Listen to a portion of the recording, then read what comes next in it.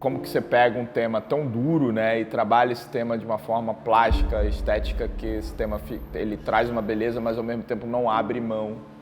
Quando começou realmente a gravar, foi difícil, né, de voltar ali à Candelária.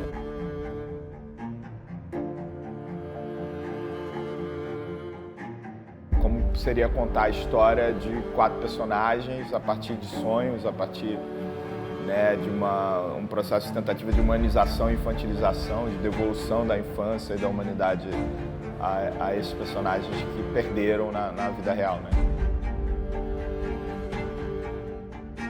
O Seth é um cara muito família, sabe?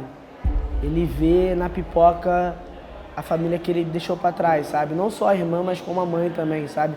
Ele vê a obrigação de cuidar dela.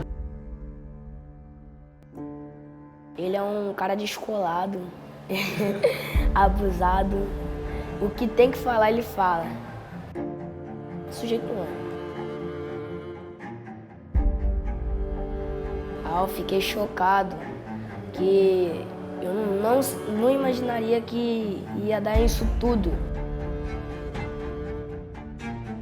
Meu personagem na série é o Jesus. Ele é fechadão, é um pouco tímido, ele é inteligente, presta bastante atenção em tudo. Muita gente veio depois pedir para mim, outros produtores, né, que não puderam ou não quiseram ter o mesmo trabalho que nós tivemos para selecionar esse elenco, indicação de atores, você não viu, tal, porque a gente realmente viu muita gente.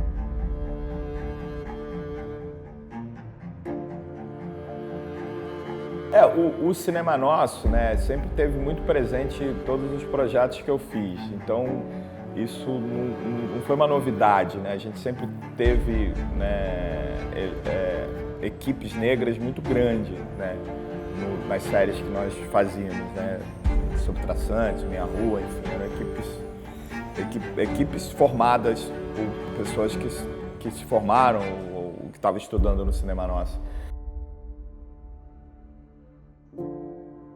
Porque muitas vezes as histórias são contadas só como se fosse no papel.